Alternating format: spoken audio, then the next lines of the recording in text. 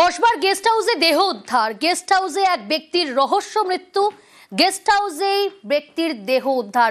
এখনো পর্যন্ত পুলিশ সূত্রে যে খবর, দুবরাজপুরের বাসিন্দা ওই ব্যক্তি। কসবার গেস্ট হাউসে দেহ উদ্ধার। গেস্ট হাউসে এক ব্যক্তির রহস্য মৃত্যু। এই রহস্য মৃত্যুর নেপথ্যে এখনো পর্যন্ত কি কি তথ্য সামনে আসছে পুলিশ সূত্রে, আরো ডিটেল জানবো এবং ঘটনা সম্পর্কে জানাবে অমিত রয়েছে সরাসরি আমার সঙ্গে। অমিত, গত মাসেই আমরা জানি তপসিয়ার বাসিন্দা, তারও দেহ উদ্ধার হয়েছিল হোটেলের রুম থেকে, অর্থাৎ আবারও গেস্ট হাউসে দেহ উদ্ধার। রহস্য মৃত্যুর নেপথ্যে কি জানা যাচ্ছে এখনো পর্যন্ত পুলিশ সূত্রে, পুরো ঘটনা সম্পর্কে জানতে চাইবো।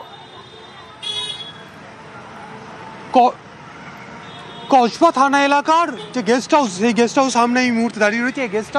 এই গেস্ট হাউসের 5 তলার একটি ঘরের মেঝেতে বিবস্ত্র অবস্থায় পড়েছিল দুবরাজপুরের 33 বছরের যুবক বা বাসিন্দা আদার্স লোসালকা।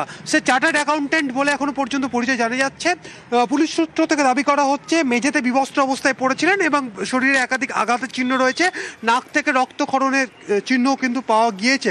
তবে পুলিশ এখনো পর্যন্ত তদন্ত এগিয়ে নিয়ে যেতে গিয়ে প্রাথমিকভাবে যে সমস্ত তথ্য এখনো পর্যন্ত পেয়েছে, যে গতকাল সন্ধ্যা 8:30 থেকে 9টার মধ্যে এই আদার্স লোসালকার সঙ্গে আরো দুজন, যার মধ্যে একজন মহিলা রয়েছেন আর একজন পুরুষ রয়েছেন, তারা ঠিক এই গেস্ট হাউসেই রাত্রিবেলা আসেন, রাত্রি 8:30 থেকে 9টার মধ্যে।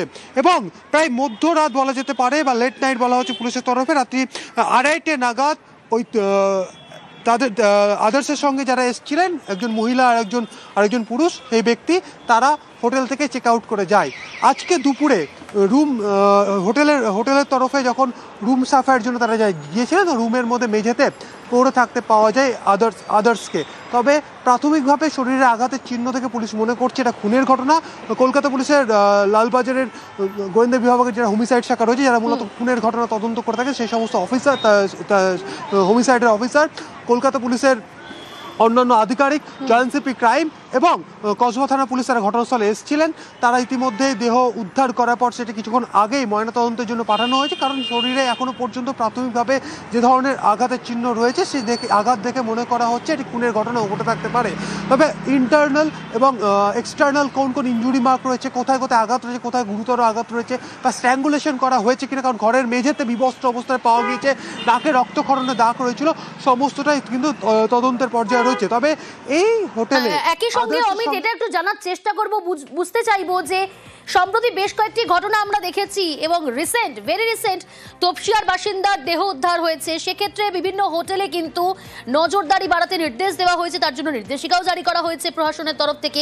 এই হোটেলে সেরকম কোনো ব্যবস্থা ছিল কি?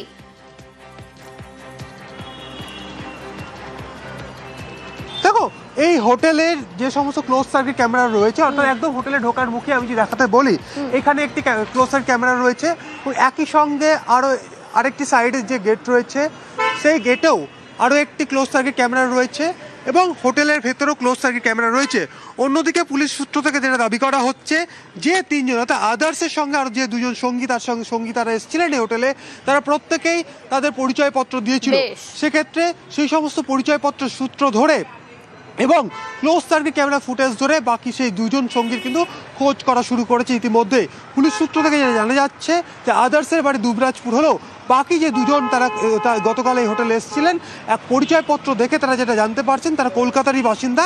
কিন্তু কি কারণে তারা এই হোটেলে এলেন, কেন মধ্যরাতে তারা হোটেলে এলেন, সমস্ত বিষয়টাই জানার চেষ্টা করছে তদন্তকারীরা। বেশ অমিত,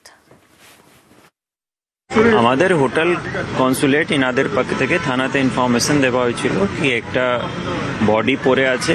ইনিশিয়াল ইনভেস্টিগেশন করে ওনার ভিকটিমের আইডেন্টিটি আদার্স 2 সালকা হিসাবে ফিক্স আপ করা হয়েছে। কিছু নাক দিয়ে ব্লিডিং এরকম ইঞ্জুরি পাওয়া যায়, কিছু প্রাইমারি ইনফরমেশন পাওয়া গেছে হোটেল যে রেকর্ড ওনারা দিয়েছেন, আইডি কার্ড আর বাকি যে ফিজিক্যাল সিসিটিভি, ওটার সঙ্গে ভেরিফিকেশন ফ্যামিলিকে ইনফর্ম করা হয়েছে। ফ্যামিলি আসার পরে ফার্দার ডিটেল আমরা জানবো। দেখে ইনিশিয়ালি প্রাইমা ফেসাই হোমিসাইডাল মনে হচ্ছে, বাকি ফার্দার ডিটেল কি ইঞ্জুরি আছে না আছে পোস্টমর্টম রিপোর্ট যখন আসবে, পোস্টমর্টমের পরে আমরা বলতে পারবো।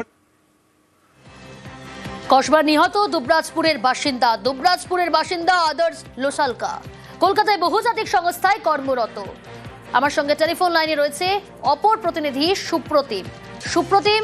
দুবরাজপুরের বাসিন্দা এই আদার্স লোসালকা, তার পরিবারের তরফ থেকে কি জানানো হচ্ছে, তিনি কোথায় থাকতেন বাড়িতে থাকতেন নাকি কলকাতাতেই থাকতেন, কবে তিনি বাড়ি থেকে বেরিয়েছিলেন, কবে কখন লাস্ট কথা হয়েছিল পরিবারের সদস্যদের সঙ্গে, তার সব মিলিয়ে কি তথ্য, কি পরিবারের তরফ থেকে কি সামনে আনা হচ্ছে?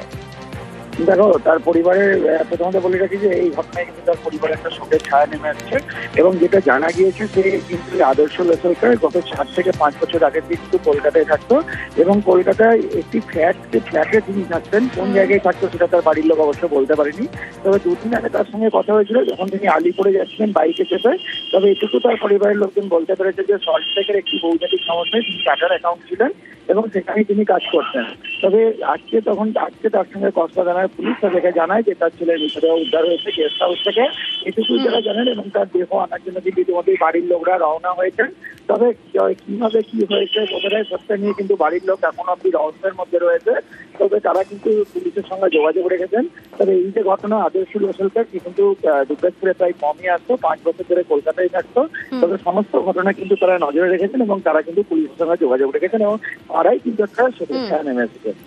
বেশ, কলকাতায় পিডব্লিউসি অফিসে ও চাকরি করতো, চার্টার্ড অ্যাকাউন্ট ছিল। তো থানা থেকে খবর পেলাম যে ওর মার্ডার হয়েছে আর কসবা থানায় নাকি তার বডি আছে।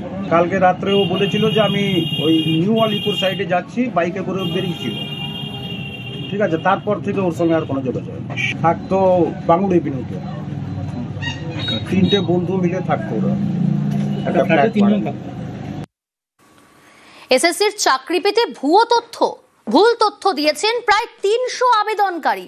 একাদশ দ্বাদশের শিক্ষক নিয়োগের নথি যাচাই, এ বিষয়ে আরো ডিটেল জানাবে সোমরাজ রয়েছে আমার সঙ্গে। সোমরাজ, দেখো, একাদশ দ্বাদশের শিক্ষক নিয়োগ প্রক্রিয়ার ভেরিফিকেশন প্রক্রিয়া চলছে। সেখানে একটা নথিবিহীন ছবি উঠে আসছে, যেখানে দেখা যাচ্ছে প্রায় 300-র কাছাকাছি আবেদনকারী তারা ভুয়ো নথি দিয়েছিলেন শুধুমাত্র ইন্টারভিউতে সুযোগ পাওয়ার জন্য।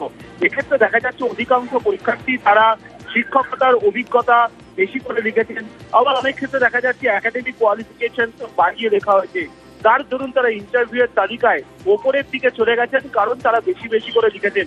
গত সোমবার থেকে স্কুল সার্ভিস কমিশন এই ভেরিফিকেশন প্রক্রিয়া শুরু করেছে। প্রায় 6 দিন হতে চলবে ভেরিফিকেশন প্রক্রিয়া এবং 6 দিনেই প্রায় 300 পরীক্ষার্থীকে চিহ্নিত করা হয়েছে এবং কমিশনার আধিকারিকরা বলছেন এই 300 আবেদনকারী তারা কোনোভাবেই ইন্টারভিউতে আর সুযোগ পাবেন না। পাশাপাশি গত 6 দিন ধরে যে ভেরিফিকেশন প্রক্রিয়া চলছে সেখানে দেখা যাচ্ছে ইন্টারভিউয়ের তালিকায় প্রথম দিকে থেকেও প্রায় 200-র কাছাকাছি আবেদনকারী তারা অনুপস্থিত থাকলেন, অর্থাৎ তারা ভেরিফিকেশন প্রক্রিয়ার জন্যই এলেন না।